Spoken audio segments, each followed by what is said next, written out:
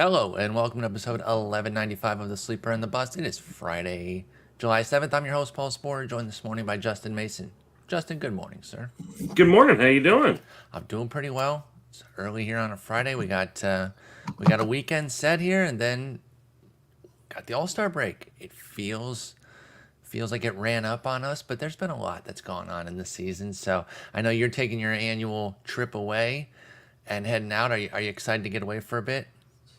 Yeah, it's going to be really nice. I mean, I do this trip pretty much every year, and it's just nice to go unplug. It's middle of nowhere. It is no internet. Well, very limited internet. They've got Wi-Fi, but like you can get like one bar if you Yeah, stand in the sketchy. right spot. And then no phone. So like I'll be cut off from the world for a week and get to just hang out with the family and do some fishing and swimming and things like that. So it's pretty nice to get away. I like it. I think it's good idea to do that. Obviously, the best time to do that, as busy as you are, it can be difficult. So I totally think that that's a good idea that you guys do that annually.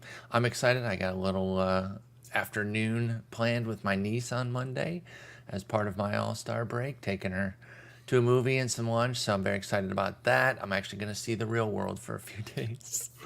Now, you're going to get down your soapbox later about how you don't even like the All-Star game. So you're not missing anything either. That's kind of the other part of this, is that like you don't even care that you're missing it. I happen to like it. I wouldn't necessarily care if I was missing it, but you vehemently hate it. And we're going to get into that later. But we got some news, got 3 up, 3 down, and then we're going to talk about some surprising All-Stars and more about how you feel about those guys in the second half. But let's start with something that kind of shook everyone yesterday, which looks like we're getting decent news on early, but always just going to be scary. Corbin Carroll left the game holding, or not even, like his arm was just kind of dangling there. Like he couldn't move his shoulder. There was clear issue there with the shoulder that's been hurt. It reminded me, and the announcers keyed in on this right away, totally agreed with them. It reminded me of when Tatis did it, and it might have just been a subluxation of the shoulder, and it's okay, but we instantly freaked out when it happened to Tatis. I understand freaking out with Carroll. The early news is all right. What did you think when you saw this with Carroll? Obviously, it's not super actionable right now, but are you majorly concerned right now? So for like most of the time, like Hey, I just saw your stupid sign, you little dickhead.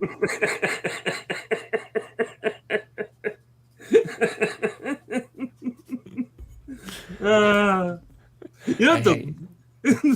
So for those not watching the stream, I got this little sign that it's supposed to be a glow up sign, but apparently it only glows when you have it plugged in, and I don't have a plug over there, so Gotta get you an extension cord.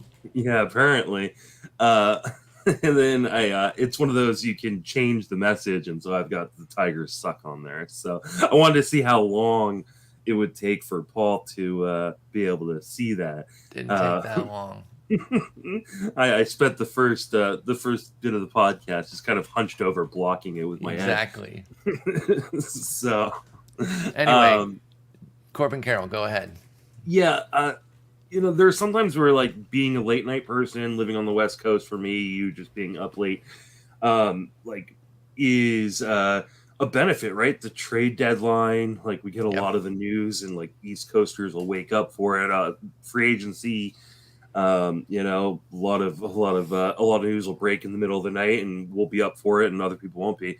But then things like this happen, and we're all freaking out together, and everybody else is sleeping through it, and they wake up, and it's like, see, it wasn't that big of a deal. It's okay that I slept through it. Yeah. And we're just sitting there going, oh no, like I'm in the middle of writing the Roto write-up last night when this happens, and I'm all like, Corbin Carroll died on Thursday night. Exactly. And then I had like an hour later, I have to like go back and kind of re-edit it to make sure it reflects a little bit of the actually updated news.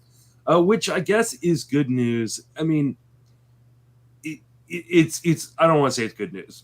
I don't. Anytime you have a shoulder injury like this for the second time in a week, it's kind of scary, especially because this is a shoulder he's had surgically repaired before. My guess is he's going to go on the IL. How about it hasn't been worse news since last night. It's not good news. Yeah. I agree with you there because it is still kind of in the balance, but we didn't get anything worse overnight that says, okay, this is actually as bad as we thought after the freak out. So here's hoping that it's okay. Maybe the All-Star break will be just what he needs. If I recall, it wasn't, like when it happened to Tatis, we all freaked out and ended up being okay. Obviously, he's had shoulder issues outside of that. But that specific one where he did the same thing, he swung. Oh my God, he's out. Things are toast. I think he was okay from that. Tatis was. Hopefully Carroll is. And again, nothing actionable right now anyway. Or even if he goes on the IL, you're not trading or anything. I'm just bringing it up because of how sad it is, and hopefully everything's okay. We were talking about him the other day as potential number 1 overall. So obviously any sort of extended missed time would cut into that. Let me spin that question back though a little bit. Is the persistent shoulder issue something that how much are you going to be factoring that in if you are considering? Let's say he misses just 10 days. Like he's not even on the IL, but let's just say he has a 10-day IL, which only costs him a few games because of the All-Star break. Comes back, finishes out the season well. Does that shoulder play a major role for you then with Corbin Carroll as a potential number 1 overall? Is it a tiebreaker with Acuna and Ohtani? How do you play the shoulder injury going forward if nothing major comes of this or anything else the rest of the year? Yeah, I definitely think it takes him out of the conversation, for me at least, as a number 1 overall. I understand a lot of other people will have him there, especially if he finishes out the season healthily. Healthily? I don't know. Healthy is, I think that would be right. Healthily might actually be a word, though. Yeah. I'm looking it up. It is. There you go. I think it puts him kind of in the bucket of Tatis for me. And, I mentioned, like, with Tatis, he's been great. He's been healthy since coming back, but I still have concerns that shoulder is going to kind of pop back up, always, at least until I see him play an entire full season without any injuries. So it would probably put him in that kind of 1B group of top tier picks next year that I probably wouldn't touch until kind of the middle of the first round. But like we also mentioned when we talked about this on Monday, this is a really, really good, or this looks like a really, really good first round coming into next season. So definitely, I'm totally fine pushing down just a little bit and going with other guys. Yeah, I mean, if I got Carroll at like 6 or something, I'm feeling great about that. But when you're looking at the top pick, top 1 or 2 picks, you are going kind of nitpicky with the tiebreakers. And I don't even think this is necessarily nitpicky to be like, oh, a persistent shoulder issue could be a problem. But hopefully everything's okay here. We'll see how it goes. Obviously, as far as fantasy goes, you don't really have to worry in the short term because we are going into the break. Daniel Hudson returned from the IL and might be heading back on there, unfortunately. MCL sprain on his right knee during Wednesday's game, which was a save for him. He's returning from a torn ACL in his other knee. So this isn't a reoccurring injury, but maybe instability in one knee caused issues for the other knee. I don't know for sure, but immediately getting hurt right away. Are you even going to pick up Daniel Hudson at this point? I know he's been your guy. You like him as the guy to maybe take over this closer's role. At the very least, I think if healthy, he should be in the mix like he was here. Evan Phillips had thrown 3 days in a row, but I do think they would share if healthy. Are you even going to take the gamble on Daniel Hudson here? I already had Hudson on a couple teams. They did put him right back on the IL too. I'm sorry to interrupt you. Yeah, I hadn't seen that on RotoWire. They didn't have him as listed on the IL again. So yeah, immediately right back on the IL, which I guess changes the question a little bit. Are you going to hold him then on those teams that you've got, Daniel Hudson? No, Dave Roberts already said after the game that he was going to be out a significant amount of time. So You got to assume at best maybe he comes back for the last month of the season. But how long did it take him to get back into a high leverage role? Does he even come back? Like, is this a situation where he, like, for the Dodgers, they're thinking about end of October as the end of their season. So like they may just be like, hey, he's going to be back for the playoffs, hopefully. So at this point, I think he's a pretty easy cut.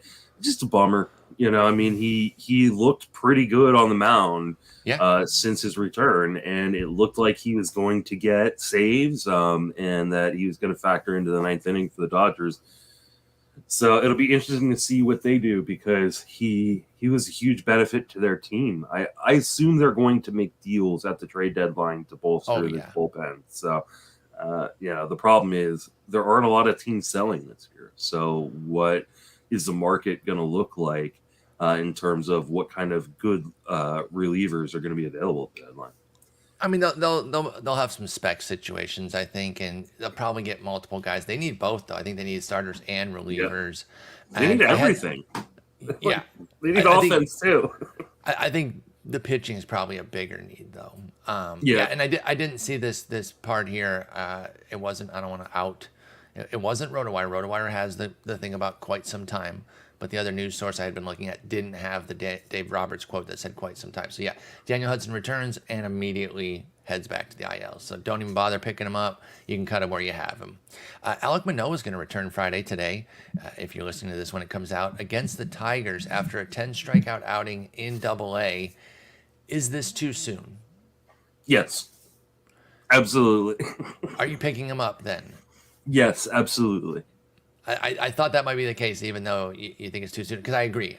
So just pick up and stash. Don't start against the Tigers. Yeah, I mean, I think you would have to be pretty desperate, in a pretty desperate situation. Maybe you lost a couple guys or something like that in the last week, or if you're YOLOing it for the weekend in a head-to-head or something. Yeah, something like that. So he just hasn't had enough time to really work through his mechanics. Like, this is.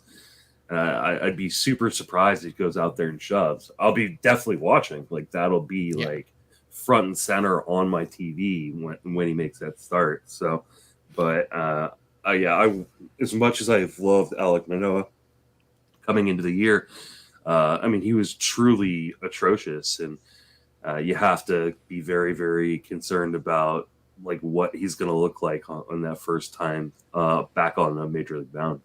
Yeah, and maybe it's just that they don't really have options, but I've talked to some Jays fans that are even saying like, "Yo, I'm rooting for him. This is my guy," but this feels sudden that they're immediately jumping to him here, because I think you might have told me it, but he had like a 50% ball rate in that 10K game. Yeah. So there were positives, but there was a major negative that even the team like the Tigers will take advantage of. If you're walking guys at that kind of clip, or putting throwing balls at that sort of clip, I think even the Tigers can get you on that one. So he needs to be really careful here. It is a pickup because of the upside of Alek Manoah, but I don't start this one. I totally agree with you there. All right, let's do a little 3 up, 3 down. Let's talk 3 pitchers that are on the rise. Griffin Canning has a 24% strikeout minus walk rate, 3.91 ERA, and a 1.00 WHIP in the last 30 days.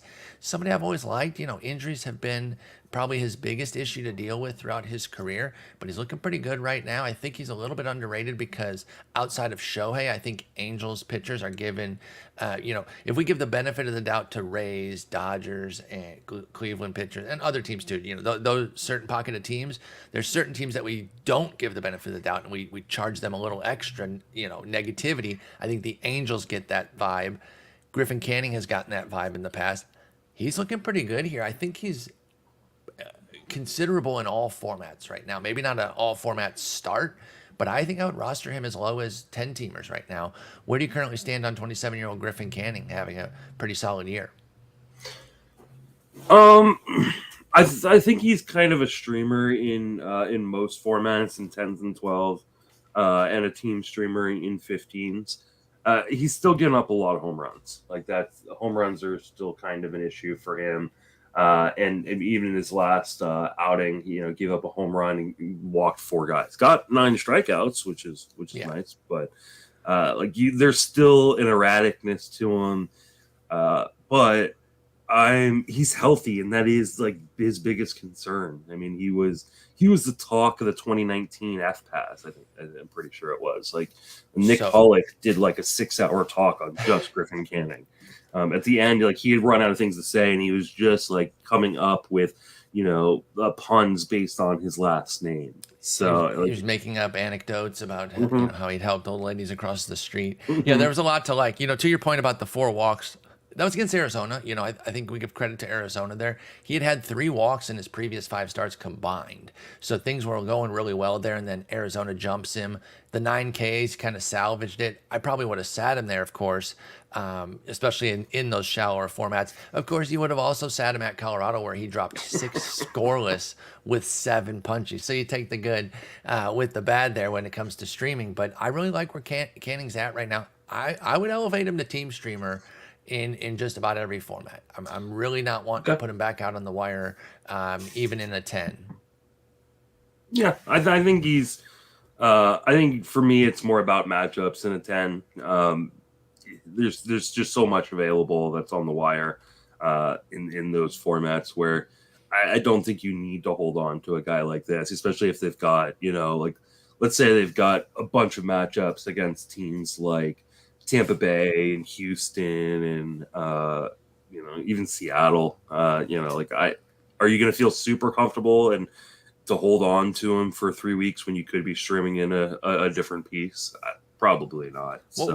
What do wires look like in 10s? My shallowest is a 12 this year, so pardon me for being a little out of pocket there, but because I feel like the 12 pool isn't that deep. So I know taking out 2 fewer teams or taking away 2 more teams can certainly deepen it, but is there a consistent availability of quality talent?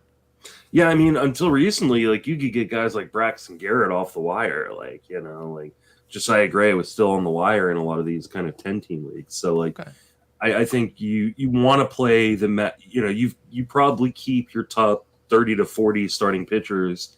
And then spin everybody else around in those leagues. So yeah, I think that's fair then. 10-teamer, maybe just a standard streamer, as opposed to the team streamer, which for those unfamiliar with the term, it's just a streamer that you don't cut. You're just not playing him every start, but you don't want to necessarily put him back out there. If you're getting guys like, potentially Braxton Garrett, like you're saying, or even our boy, and I wanted to avoid putting him as a topic again because I feel like we talk about him every damn podcast. But Lance Lynn, another gem yesterday. He keeps me bought in, dude. He keeps me bought freaking in. Braxton Garrett still only at 75% at Yahoo. So yeah to that point, there's still availability there. So good call on that one. It is just a standard streamer for Griffin Canning in 10s, but I like him in 12s and up. In 15s, I think you're starting him more often than not. This is a guy I've loved forever. You're well aware of this, but Michael Wacha is even surprising me, man. When he went on a run, I'm like, okay, he kind of does this every year. He always has a run where, kind of good for a month. He gets cut. Somebody else picks him up, kind of tours the league. Not this year, man. If you cut him, you are regretting it because he's been blazing hot. Hasn't allowed more than 2 earned in a start since April 26th, and that was only 3 runs in 5 innings against the Cubs. Over this time, Wacha has a 1.19 ERA and 0.87 WHIP in 60 innings, going at least 6 innings, all but 2 of the, I think that's 10 starts. So 8 out of 10. I mean, he's just been excellent. Do we believe that Michael Wacha is going to be a viable guy the rest of the year here? No.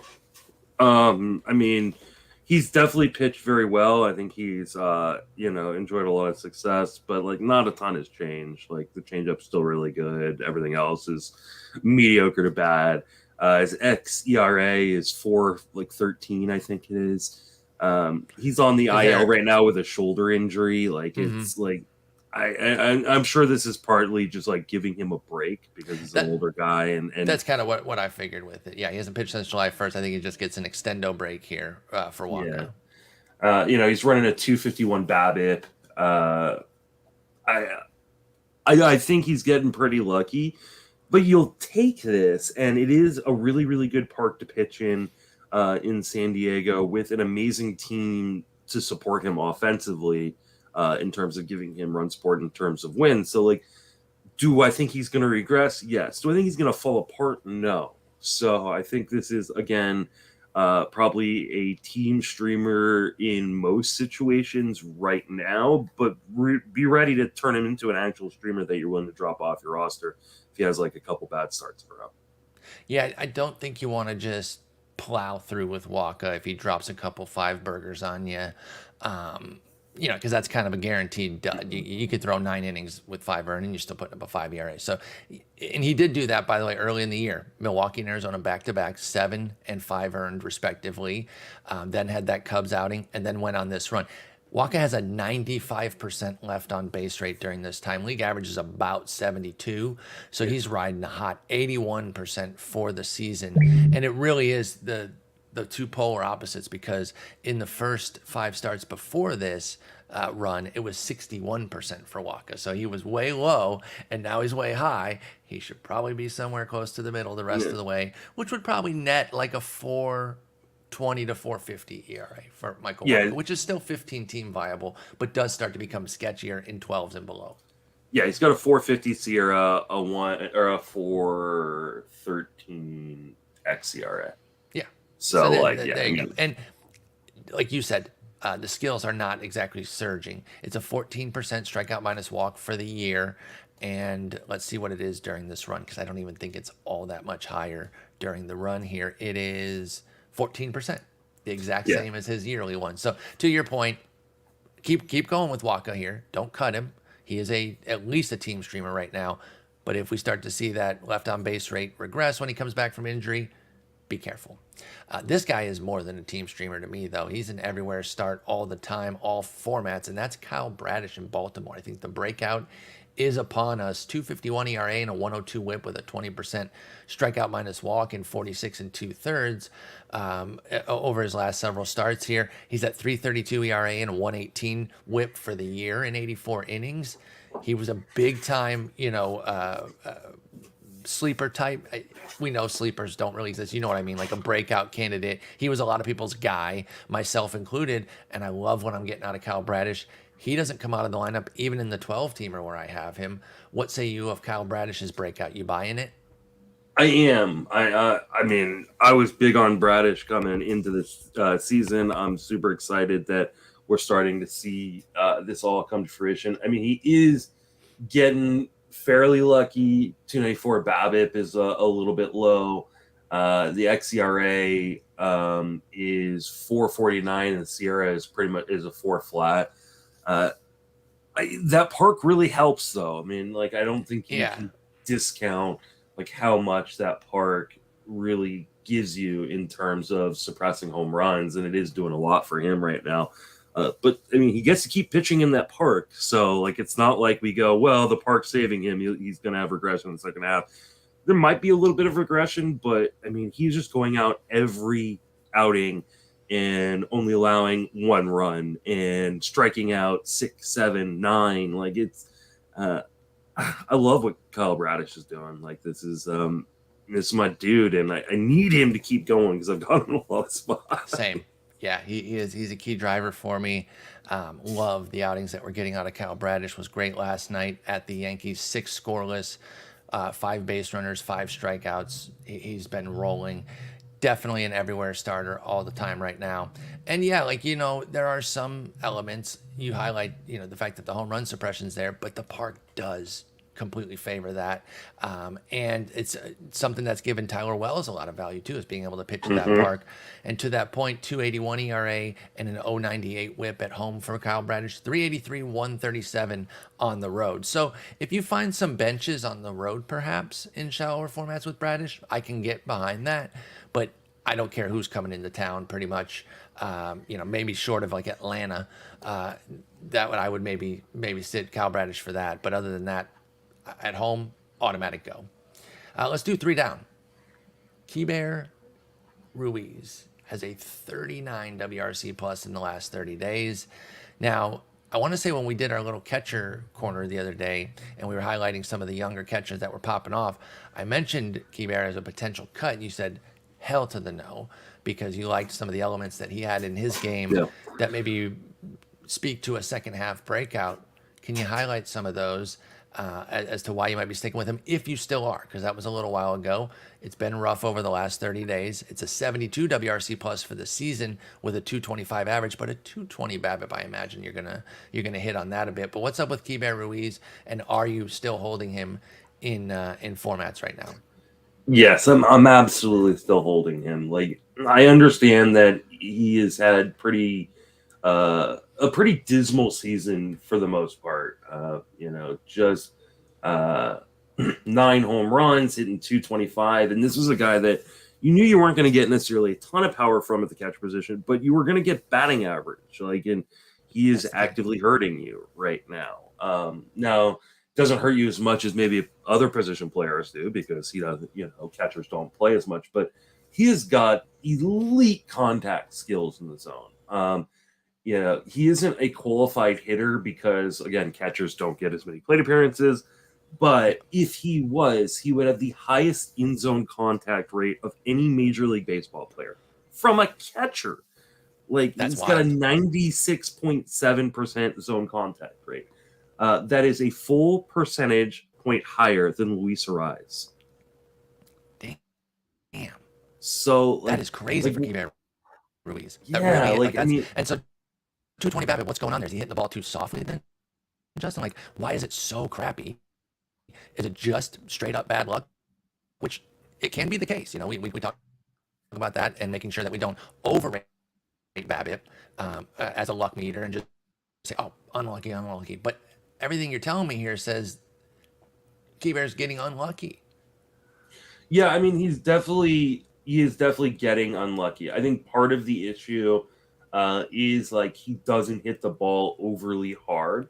He's got just a 36% hard hit rate, but it's not like he's hitting it soft. So it's over 50% medium hard contact and just an 18% soft contact.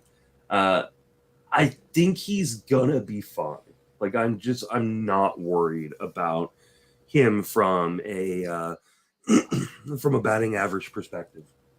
I think he's a guy that at the end of the day you're gonna he's got a 225 batting average and a 284 XBA.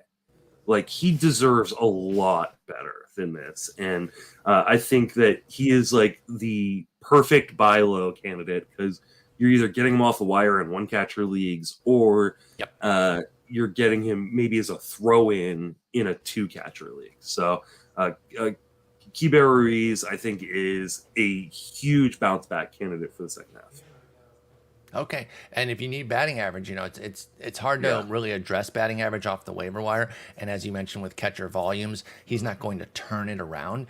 But if you can get a 275, 280 the rest of the way from one of your catcher spots, that could be nice and impactful. And he will play pretty much every day. By the way, I remember a while ago, I remember the emojis. We got a key and a bear as the pronunciation. Yes. But then I'm looking here on Baseball Reference, and they're saying Keibert. So if Keibert is wrong, please, I guess, correct me again. Or we have to correct BREF, because they're putting Keibert. I'm sticking with Keibert because I remember the emojis. And I want to say it was Shelly who told us. Shelly told us. Yeah. It was Shelly. And I'm going to trust Shelly over just about anybody. Yeah, Shelly's smarter than me. Shelly's a badass. Exactly. Yeah. So, anyway, another guy that you can use an emoji with is Jake Burger. That's a sick transition right there. He has 6 homers over the last 30 days. So why is he in 3 down? Because it comes with a 152 average and a 54 WRC plus. So it's been that classic all or nothing power slugger. He strikes out a ton. He doesn't walk much. He has 18 bombs on the year, but is the 216 average worth it for Jake Burger, Justin? He's gotten unlucky too. His XBA is 251. If he was hitting 251 right now, we would be just stoked from the production we've gotten this year. But this is also these are the ups and downs of a guy like Jake Burger, because like you said, he swings and misses a ton, and so they're going to be cold stretches. I was talking about I'm trying to remember the player, but I was talking about different types of players with Patrick Davitt on the Baseball HQ podcast yesterday. It should be posted here in the next day or so. Yes, let's go. Yeah. So, and I said, typically I want to bet on the guys who make a lot of contact. And the guys that don't, like, they're going to be really frustrating to own. And Berger's one of those guys that doesn't make a lot of contact. His zone contact rate is below 80%. League average is around 85%. So, like, there's, because of the swing and miss, like, there are going to be extended cold streaks. They'll still come with home runs because he will make contact eventually.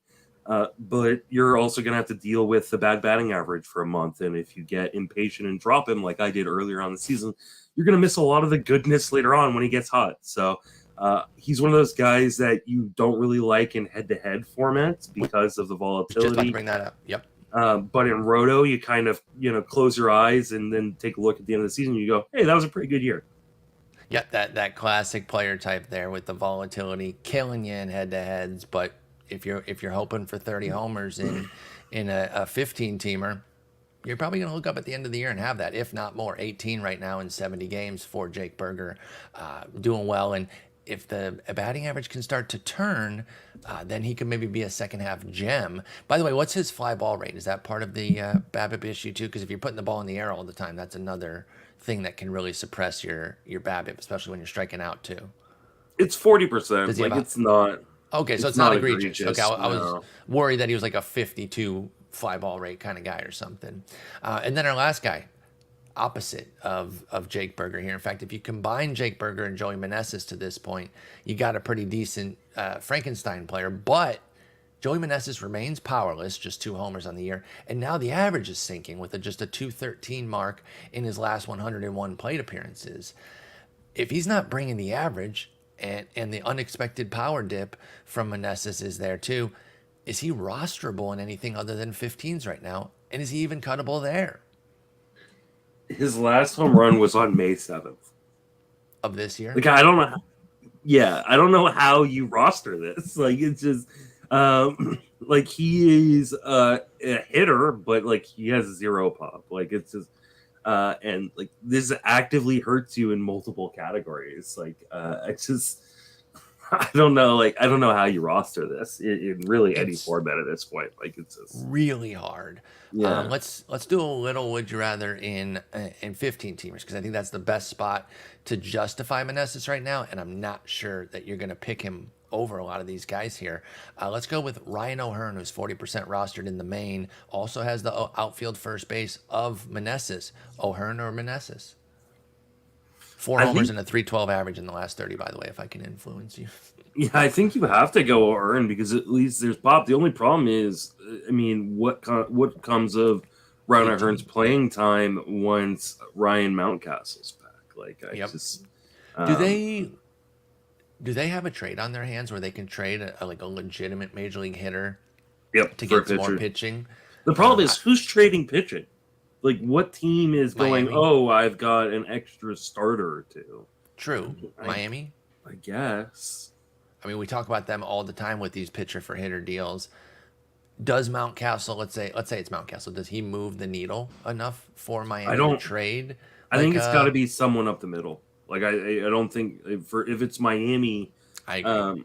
I think it has to be someone who shores up that infield defense and isn't punchless. So, like, could you see, like, a Braxton Garrett for Jordan Westberg? I think that makes some sense. Would be interesting if they flipped one of the big dogs like that. What about something smaller where it's maybe like Ramon Urias going over there? Did that move the needle enough for like Brian Hoeing or something? I don't think that moves the needle for the Orioles. I don't. The Orioles don't. I think right now, if they're getting a pitcher like that, it's more about depth to make sure that they get through the season. Garrett seems the most movable. Alcantara's not going anywhere. Neither is Luzardo or Perez. Rogers is hurt. By the way, that sucks so bad. He was so close to coming back. Yeah. Edward Cabrera's hurt right now, or else maybe he would be tradable. So yeah, I do think Garrett is. Cabrera's supposed to be back. Cabrera's supposed to be back right after the All-Star break. So, and maybe it is Cabrera for somebody. I just don't know if they would move one of the big prospects right now. I mean, I think you have to eventually, right? Because Jackson Holiday's going to be up, probably next year. They got so many. Kobe Mayo. Yeah, they've got so many of these prospects. They're gonna run out of room. Like this is like it's good problem to have though. Yeah, like if I was them, I would move a guy like Westberg and try to get the best starter, that you can off the market. Like like they should be calling the Brewers right now and being like, hey, Corbin Burns, what do you what do you guys want? That would be huge. Now, can the Brewers trade Burns when they're 2 games out of the division though? We've seen them do stuff like that before. I mean, they were in the division. Yeah, it was Hader. So. That's a closer. And they have a premium closer right behind them. So that's a little bit different there, I think. But it'll be interesting to see what happens there. But anyway, closing the loop on Meneses, because the reason we got on that was because of O'Hearn. What about Blake Snell in Baltimore? That would be sick. What about Snell? Snell for Westberg? Is that too much? What's Snell's contract? Is he a rental? He is a free agent. So okay, so then what about Snell for Ramon Urias? Does Ramon Urias do? He's a great defender. I don't think he does enough. I think you'd have to throw in like he's a plus hitter though. Yeah, I think. What about for Joey Ortiz? I think Joey Ortiz and maybe another smaller piece, like maybe. Like I think that. What about Kobe Mayo and something for Blake Snell? I think that gets done. Like I think that's an easy, that's a win-win. I think so, and it gets San Diego a prospect, and they're still in contention. I believe that they're 5 games under. They're 8.5 back in the division. I understand that they're still in contention to me. So this wouldn't be like a dump deal. You'd still have to, replace Snell here with somebody capable. But I do think it might be worth it to get a younger guy too, because they've got all these damn contracts. I got another one. Here you go. Jordan Montgomery. There you go. Like that. I think that's the right team there.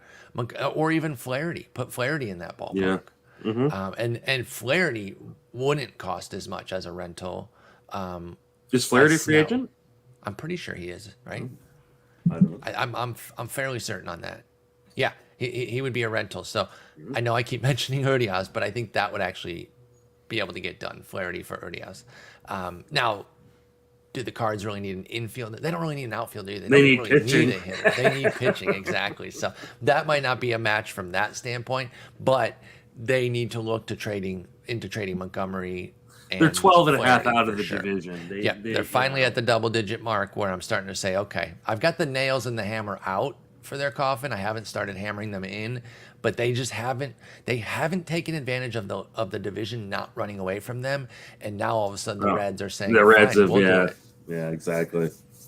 So anyway, with Meneses, we're taking O'Hearn, even with his playing time maybe being in some doubt. What about like a David Peralta? We know when he plays, he's a strong side platoon guy. Would you rather have what he's doing? He has 4 homers and a 356 average in the last 30 days. Would you go David Peralta over Meneses? Not really. I mean, I think that is pretty lateral, and I think I'd rather have a guy who plays every day. I would do it. I think it's fine. Like, I don't think it's like a bad move. Like, but like, I don't know. Like if David Peralta still has a job after the trade deadline, I'm going to be really surprised. Like a full, strong side platoon job. Like that if part's he's not, definitely he could be fair. He should be a bench bat. Like, and I think going to get outfielders though. They need everything. Like, what don't they need? Right? They need infield. They need outfield. The only thing they don't need is catching. Well, wait. What do they need on the infield? Freeman, Betts, Rojas, Muncy. You could upgrade shortstop. I guess Rojas. I forgot about Rojas. Yeah, he can pick it. Like so. Yeah, he's a good defender. Okay, you're punting the bat for good defense, and then in the outfield, I mean, they could bring in the second baseman that then pushes Betts back out to the outfield. So true. Who's Jordan Westberg? Get a Baltimore trade going with that?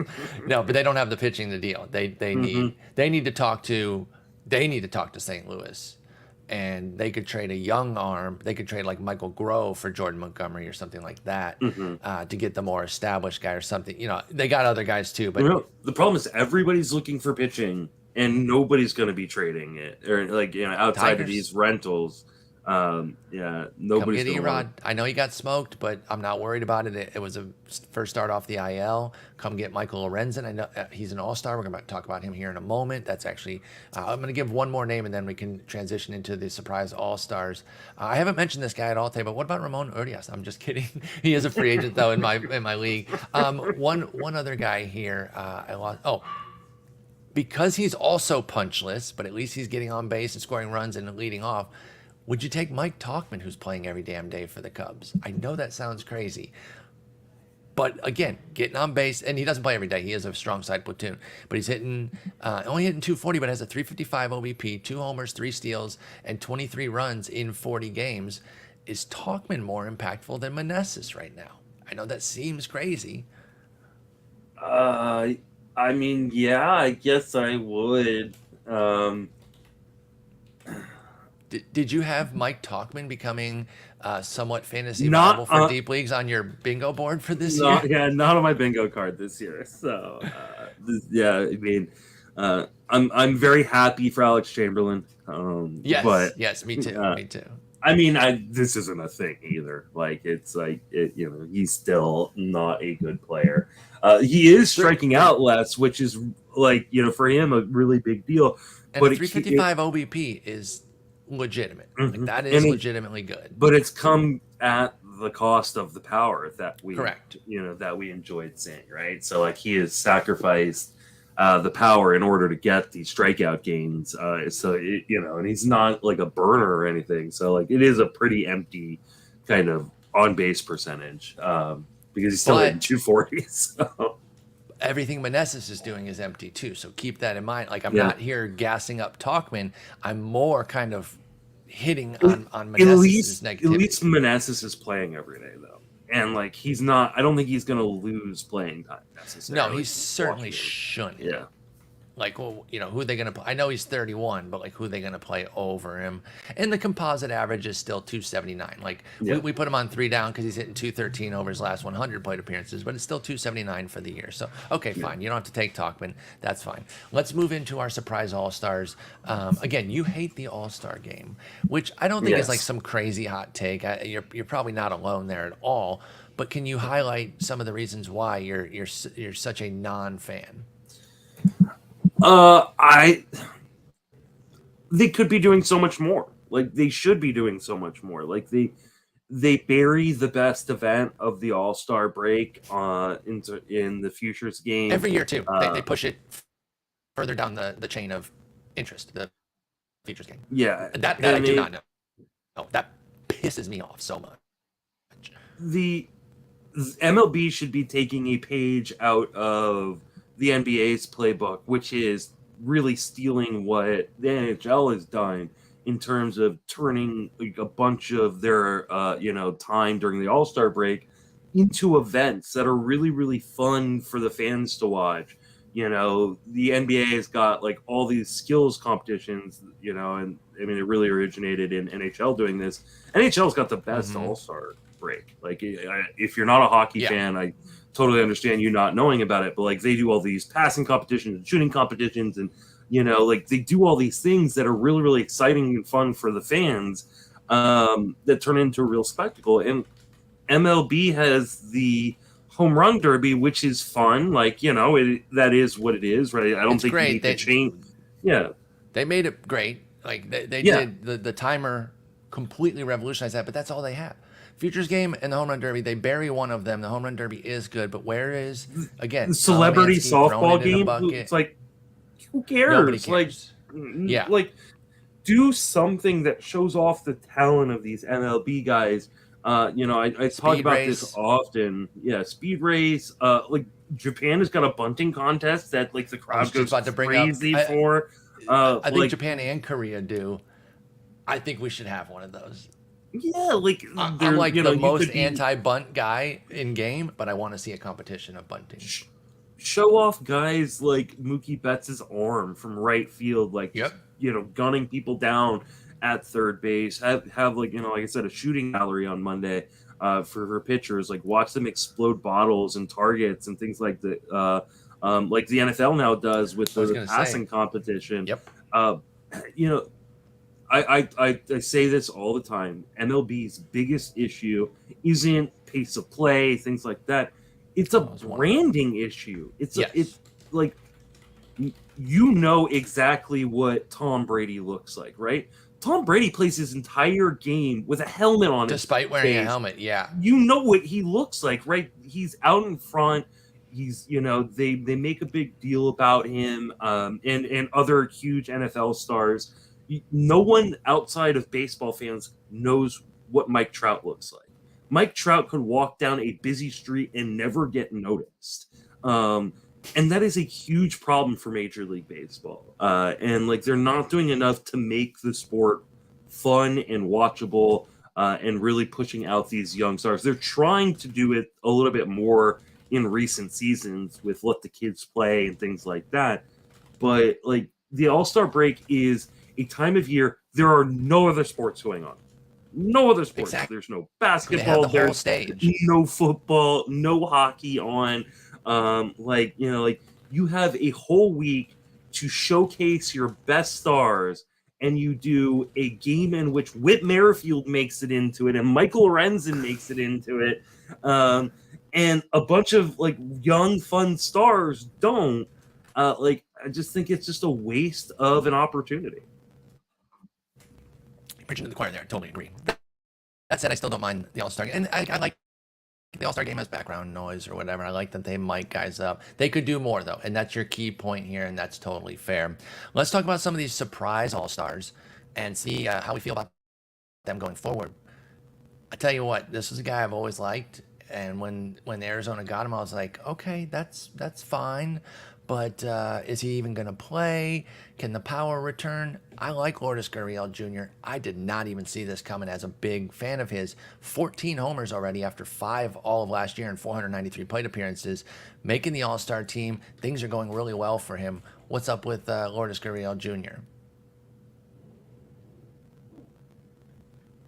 Justin, I think you're muted. Haha. I was so excited to talk about Lourdes Gurriel Jr. that I forgot to unmute myself. So he's been unreal this year, and if you've missed just how good he has been, I completely understand. He is a West Coast guy, but 93% zone contact is among some of the highest zone contact numbers in all of baseball. He actually ranks 10th in Major League Baseball in zone contact. Now, things have started to slow down for him. I think some regression is kind of catching up with him a little bit, but you got to be pretty excited for a guy that you got really, really late. I know you've been a huge Lourdes Gurriel Jr. fan in the past when he was in Toronto. I mean, like I said, I think, we're starting to see the regression monster come back for him. The batting average has started to slip here in the last month. And I wonder if, if Corbin Carroll's hurt, that he's going to have plenty of playing time. But I wonder if you're going to start seeing – you've already started seeing him slip down the lineup a little bit, hitting 5th more than he's hitting 2nd or 3rd. And I do wonder if, he turns into not an everyday player if he platoons at some point. So, but you've got to be pretty excited about what he's done so far, but I think this is one of the situations that you bank that stuff, you're happy for it, and then you're willing to let him go if he continues to kind of scuffle as he has of late. Yeah, I definitely think that he could lose some PT for sure, and that was the concern, right? As much as I love Gurriel, I mentioned that I wasn't even super in on him. I got him on some DCs, and that's really it, because you're thinking Carroll, McCarthy, Thomas was going to be the primary outfield, even after Varsho left. So, Gurriel came over in the Varsho deal. It's I don't think he's just going to take all of Varsho's time, but he's playing very well. So you're definitely riding with him where you got him. I don't think you have to try to get out from under this, because in a lot of shallower leagues, you picked him up off the wire. I mean, Gurriel is still 70% rostered at Yahoo leagues, despite being an all-star here with some quality work, because the fantasy juice isn't extreme, because the batting average isn't great at 263. It's fine. 14 homers, no steals. So he's hitting 175 since the beginning of June. Now, that's in a large part because of a 178 BABIP. like he's still got a 95% zone contact. So like, I mean, his zone contact has gone up in this month, but he's just getting really, really unlucky on balls in play. So this actually might be like a little bit of a weird buy low right now, because some people are, I think he's probably only 70% rostered in places like Yahoo, because people are moving on really quickly now that he's been scuffling. But I think he'll turn it around a little bit here in the second half. Come on, Gurriel Jr. Got to hit 30 this year. I thought he had like 30 homer power in Toronto, and he was more of a 20s guy with a good batting average this year, sacrificing a little batting average maybe for some pop. Orlando Arcia. I'm gonna do it. I'm gonna do a little I told you so, because when we were talking about what's Atlanta gonna do at shortstop this year, I said Orlando Arcia. He can pick it, and at least be the guy there as a steady presence to pick it. I did not think he was gonna make the All-Star team, so I'm not doing too much of a victory lap here. But he's at 298, 348, 434 with 7 homers, 28 ribs, and 33 runs in 253 plate appearances. Orlando Arcia is a freaking all-star for the first time, and this is why they didn't have confidence in Vaughn Grissom. They didn't need to turn to Vaughn Grissom because they had Orlando Arcia here, and I know we both liked him way back when in Milwaukee, thinking that he could become something legit, and that did not work. Like, there were 2 years that were really bad. 18 and 19, he was dreadful. So he's kind of lost in the wild here, but now he's just 28. Like, he's still on the right side of 30. He's an all-star. Do we believe in what Orlando Arcia has done in the first half? Can he remain a viable option both for the Braves and also for fantasy teams? I mean, he's a pretty boring option. He hits 8th in this lineup. He's not going to hit any higher. True, but hitting 8th in that lineup is like 3rd in most lineups. This is true, and like that's the thing. Like, you want a piece of this lineup, and you know he's going to play regularly because the defense is so good. So like, he is a boring option, but you could do worse, and especially in 15-team leagues. There's a lot of leagues where people are rolling out pretty crappy options. Maybe you just lost, you're like, oh, I finally landed on something in Nick Madrigal, and now he's on the IL. So I just picked him up this past week. I picked him up in my main event, where like the only thing I need in offense is stolen bases.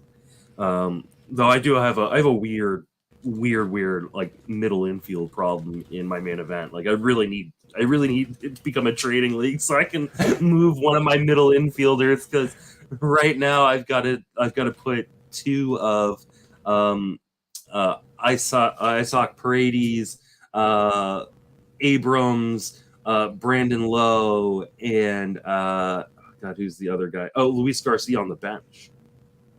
I can only start 2 of those guys each week, and so like Isaac Paredes is on my bench and hit a home run on my bench because I need stolen bases, and he doesn't get that. But enough of my team. In terms of Arcia, like, I think he's going to be a fine kind of like boring middle infield option for 15-team leagues. I don't think it gets any better. He probably regresses in the batting average. BABIP's really high, but 250 hitter that's going to play every day, that has got value in deeper leagues. Yeah, definitely. To your point though about how kind of boring it's been, Arcia, despite this run here, is just 31st on the player rater at shortstop. Part of that is the volume, because he has only played 63 of the games. But again, he doesn't bring a ton to the table fantasy-wise. It is a deep league play. He's only 53% rostered at Yahoo, despite being second short and outfield eligible. So Orlando Arcia, we'll keep tabs on him for sure. Let's move over to Elias Díaz. With the Colorado Rockies, of course, everyone has to have an all-star. Elias Díaz, we've been trying to see if they can find a catcher for like 2 years, or 20 years, 2 decades is what I meant to say. Is Elias Díaz that guy? Do you believe in Elias Díaz? 9 homers, 279 average. Is he a viable one catcher format sort of guy? Yeah, I don't know that maybe a 15-team one catcher league. I think he's viable. Like, he doesn't do anything particularly well, and the Rockies suck around him. So, but he also he doesn't hurt you, which some catchers actively hurt you somewhere. Like, exactly. Oh, he's Cal 7th, Raleigh, by the way. Yeah, Cal Raleigh gives you power, but he's gonna hurt you in batting average, right?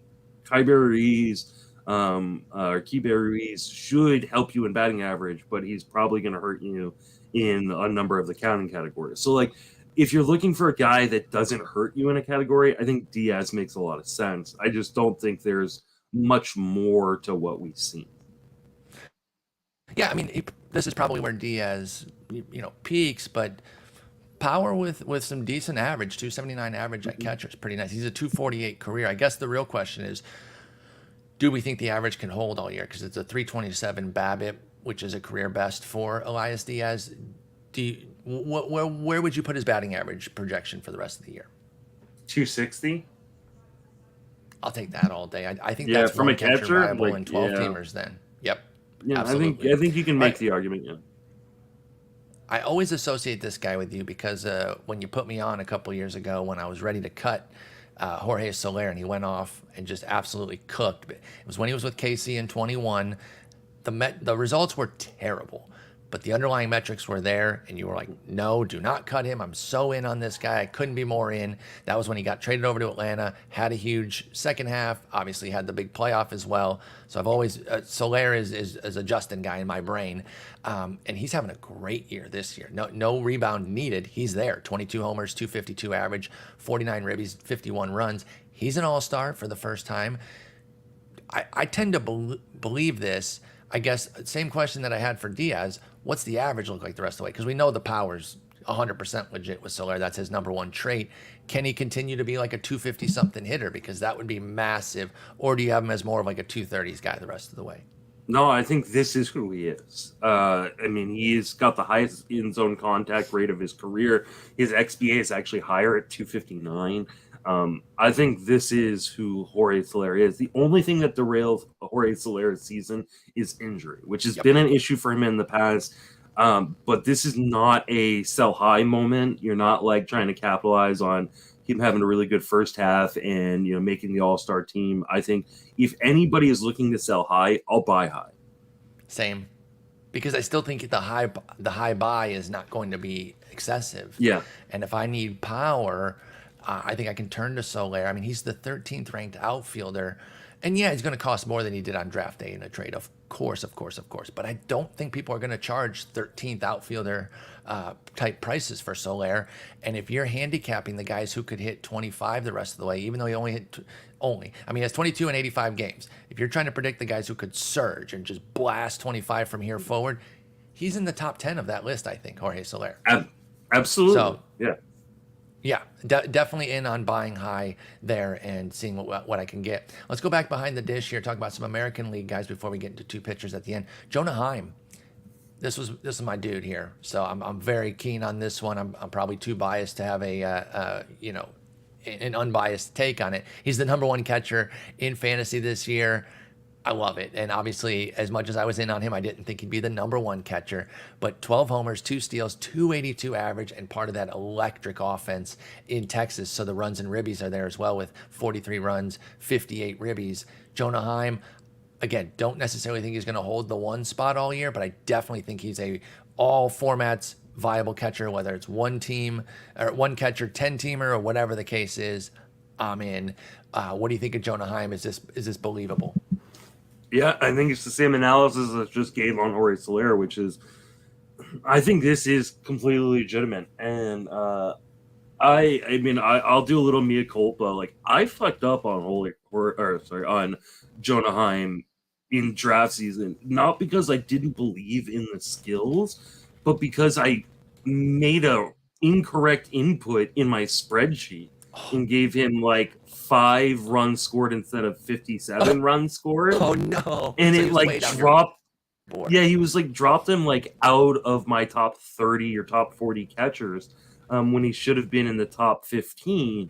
Now I did get him in my main event, but like people were using my ranks like, I apologize. Like I just like this is what happens when you things like this happen when you a guy who inputs things in manually as opposed to being like Derek Hardy or Jess Zimmerman that can just press a button and it populates for him. It's when you're too busy making funny little signs to hurt people's feelings instead of doing your projections. beautiful time. That's what it is. No. So. Anyway, well, here's the thing. Justin might have led you astray on Jonah Heim. I brought you back. Yeah. Hopefully you got some Jonah Heim shares, folks. I believe in this. Another guy I would buy high on, because even though he's the number one catcher, I think people will be looking to sell high, and they're not going to ask you for comparable number one catcher prices. What do you think of him in a keeper format? 28 years old, coming into his own, did hit 16 homers last year, and probably I think he had some bad luck with regards to his batting average, had a 249 BABIP, thus a 227 average. I feel like Heim isn't just a 1 year type of guy. I feel like he can do some things here. Do you like Heim in dynasty and or keepers? Two things that we don't talk about probably enough in fantasy is defense and then contract situations, right? Like, his defense is really, really good behind the plate. Like, he's been a huge positive for the Rangers behind the plate in terms of his ability to throw out runners and call a game and frame. But then you also look that he's not a free agent until 2027, so he's going to be a part of this Rangers team as probably their premier backstop for the next 2 seasons or 3 seasons after this. So, yeah, like, I want a piece of that Rangers offense because it looks amazing, and it's going to be amazing here for a little while, I think. So, yeah, I think he's a guy that you would want in, dynasty and keeper leagues right now. Yeah, absolutely. Jonah Heim, man, he's that dude. Feel free to go ahead, jump in, and buy on him. Yandy Díaz made the All-Star team, and he was the flavor of the month early on. Things were looking great. But he's fallen back into his old ways as far as blasting the ball on the ground constantly and not really hitting homers. Doesn't have a homer from June 1st on, 0 homers. His last homer for Yandy Díaz was on May 26th. So in that time, this is now 32 games, 142 plate appearances, homer free. He is still hitting 281, 352, 328, and he does have 19 runs, which would pace to 96 runs. So you're getting average and runs, but it's at first base or DH, which is definitely not what you need at that position. Are we worried that he fell back into his old patterns and Yandy Díaz is back to being an unreliable power source, which means he's not really 12 and 10 team viable as much anymore? What do you think of Yandy Díaz? He is who we thought he was. Yep.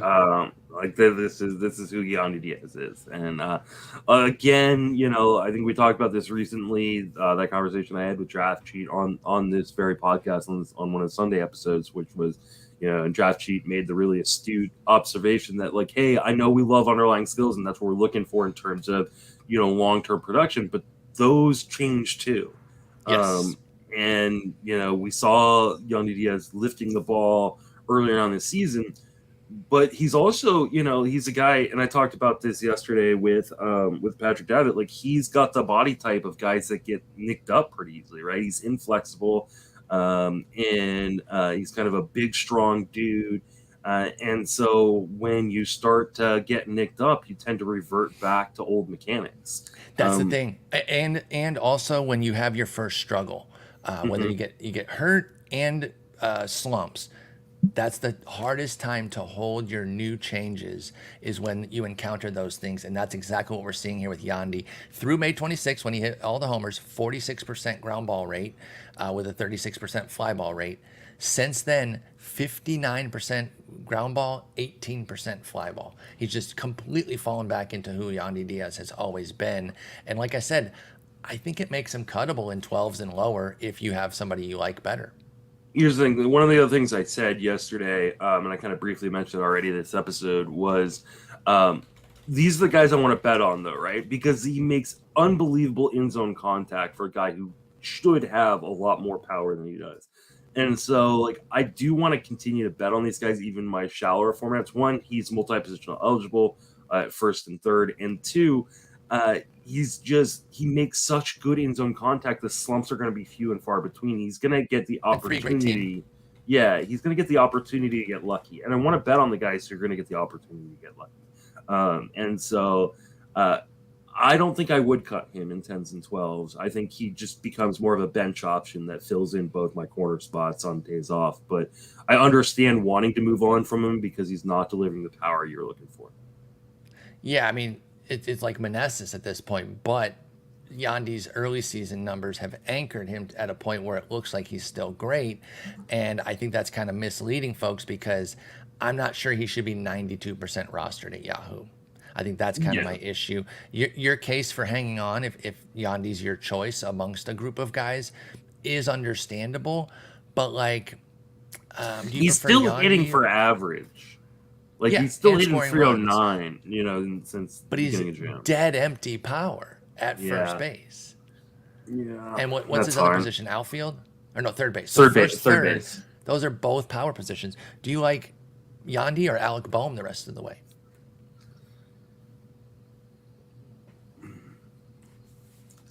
I think that's I think that's a watch. Like I tend to agree. I think you can go either direction. I'd probably go.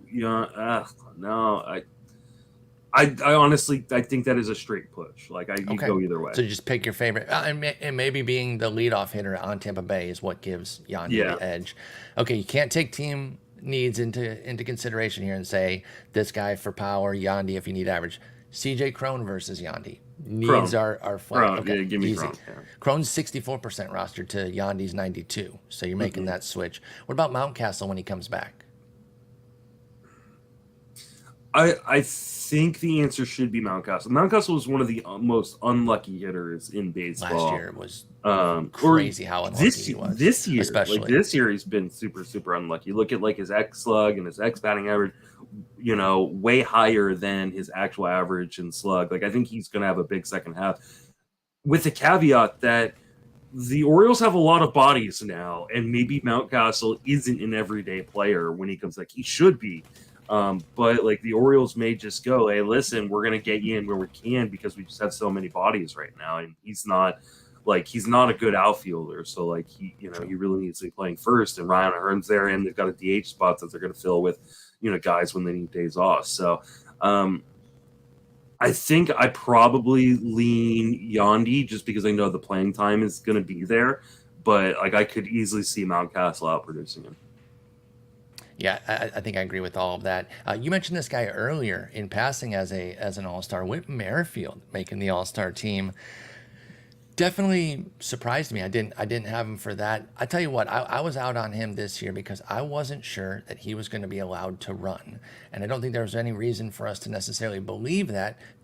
Toronto's not really a running ball club in general. They do let some guys run though, so it's not like nobody runs, but they're not. That's not a main thrust of their strategy. And he was 1 for 3 in 130 plate appearances last year, which is a small sample, but I made some judgments off of that. And I missed out on Whit. He's hitting 284 with 4 homers and 19 steals on 25 attempts. And now he's a third-time All-Star.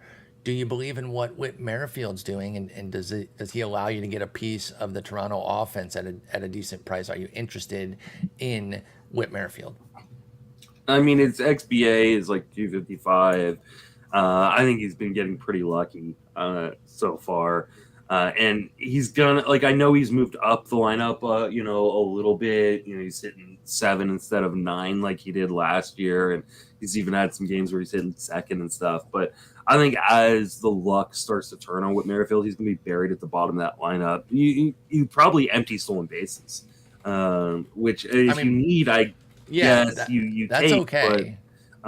But stolen bases are a lot easier to find these days than they were when Whit Merrifield was like a second, third round pick. So I would try to sell high on Whit Merrifield. I've written multiple articles on saying sell high. I talked about him on the podcast with Patrick yesterday as a sell high, and then he goes out and hits 2 home runs and shoves it in my face. Clearly, because Patrick Davitt called him and was like, you know, listen, you're in Canada, I'm in Canada. Let me help you out here. You know, this is what Justin was saying. And so he wanted to shove it in my face a little bit. But I think Whit Merrifield's a pretty good, especially making the All-Star team and stuff. Like, this is the perfect sell high moment on Whit Merrifield. I totally agree. You find a team that needs some speed, they're going to believe, they're going to buy in. You know, you're not going to get a mint for him, but you're going to get more than you paid at draft. And you might have even picked him up off the wire in shallower formats. I mean, I think he was drafted everywhere. But, yeah, Whit Merrifield definitely. By the way, I thought he was voted in because I was like, how else does he make it? Because how the hell did he get a spot over Wander Franco?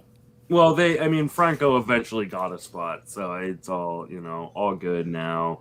But But like yeah, the order of hierarchy there should have absolutely been Wander's on, by the way, but I'm saying like he shouldn't have had to be a sub. It should Merrifield could have been a sub. I don't know. I'm arguing semantics here. well, here's the thing: who is the manager of the AL team? Oh, is it the Blue Jays guy? No, it's Dusty Baker. And what is Dusty Baker like? Oh, veterans. Okay, I see where you're going. I was like, did they change the rule? Yeah. No, fair. Yeah, He's like 34-year-old, yeah. veteran presence. Hell yeah, dude. Yeah, exactly. He better bring. I need some tutor. I need a tutor for my young guys on this. Yeah, he better bring a whole bag of veteran presence because I'm not seeing it there. Again, not to totally shit on Merrifield. He's having a good season, but the Franco one surprised me. Like you said, Franco did get there. I'm sure we could find some other snubs that probably belong ahead of him too. But we're not going to get too much into that. Brent Rooker, we knew Oakland had to get somebody. He seemed like the guy from his fast start. We've kind of already talked about him and how he's already shown us that he is who we thought he was. Are you holding Rooker anywhere besides AL only right now? No. Okay. Yeah, not flat no, because I agree, by the way. Yeah. Like, if you dig into the game logs, you're going to be realizing that you've been holding him for a while with some pretty dreadful numbers. 1245 OPS in April, hasn't topped 600 in the hasn't topped 620 in the subsequent 2 months. 616 in May, 620 in June. So far, it's a 786 in July, but that's 4 games, so that means nothing. Since the beginning of May, sitting 199, 281, 348 with 5 home runs and a 36% strikeout rate.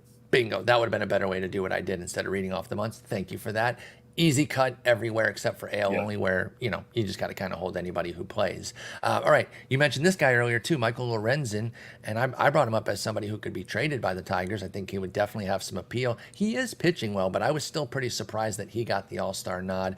I know Eduardo just came back from injury, but why not him over Lorenzen? Lorenzen has a 4.03 ERA, 114 WHIP in 87 innings of work with 66 Ks. He's 3-6. Obviously, the Tigers don't give him a ton of support. How much do you buy into Lorenzen in deeper formats where he has viability? Very, very little. He is taken care of bad teams and gotten shellacked by good teams. And he's benefited from the fact he pitches in the AL Central, and so he's going to pitch more games against his division. And his division sucks. I think let's say he gets moved to the AL East. Maybe he's the Orioles guy. Like, that is going to be, I know it's a good park, but the teams he's going to be facing are going to be a lot better, and he's probably going to get shellacked. He moves to the NOS, he's going to get shellacked. Let's put a finer point on what you're saying here. Teams 500 and under, 228 ERA, 089 WHIP. Teams 500 and above, 711 and 158. Yeah. Sometimes it's just that simple, right? Mm-hmm. Sometimes you can read too much into something like that. Other times it's just plain as day. Yeah. Lorenzen is feasting on crap and getting smoked when the quality rises. Yep. What about your boy Josiah Gray? Starting to see the homers tick up a little bit. Now, I think he's a worthy All-Star. I'm not besmirching him making it. 341 ERA, 144 WHIP on the year, with 92 strikeouts in 100 innings, 100 and a third innings. But like I said, the homers are creeping back up a little bit. He's allowed 2 in 3 of his last 5 outings, and it has led to a 4.45 ERA, which, by the way, actually isn't that bad considering 6 homers in 28 innings. It's because the other 2 starts where he didn't allow a single homer, he allowed 1 earned in 11 and a third. So there's still glimpses, not even glimpses, there's still bouts of greatness from Josiah Gray. I'm certainly not cutting him or anything, but how are you approaching Josiah Gray for the second half of the season? This was one of your dudes. He's panning out. And how much can you take on that whip pain as well? So a little bit of a dual question there. What do you think of him for the second half? And can you take on that whip to get the ERA and Ks? I think he is more of a streamer in 10s and 12s and a team streamer in 15s. He's struggled recently, but he's also had a brutal schedule recently. You look at, I think it's last 7 starts: Philadelphia, at Atlanta, at Houston, St. Louis, at San Diego, at Philadelphia, Cincinnati. These are all teams that can really do damage He hasn't gotten to face like really any bottom feeders in the National League recently. So like I kind of take like the bad results a little bit with a grain of salt and go, okay, he's had a pretty rough schedule, but that, it's a tough division. Like there's no like bottom feeder teams outside of his own nationals in his division. So like it's, there are gonna be hard stretches where you're not gonna want to use him, which means you're gonna miss out on the good start he had at Philadelphia, the good start he had at San Diego. He's sitting on my bench for those.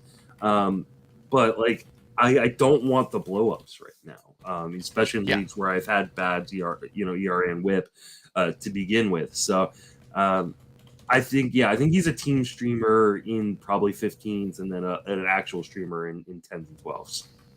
Yeah, no, I think that's totally it, and that's coming from one of the bigger Josiah Gray fans out there with Justin. So I think that's a great read on Josiah Gray, and you definitely love him in keepers and everything still too, right?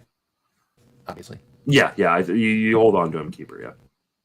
Awesome. All right. Well, that's going to do it for the first half of the podcast. First half of the season for the podcast. What if we did a whole another hour and 15 minutes? And I meant like literally the first half. No. That's. Oh well, I don't think you're doing one Sunday, right?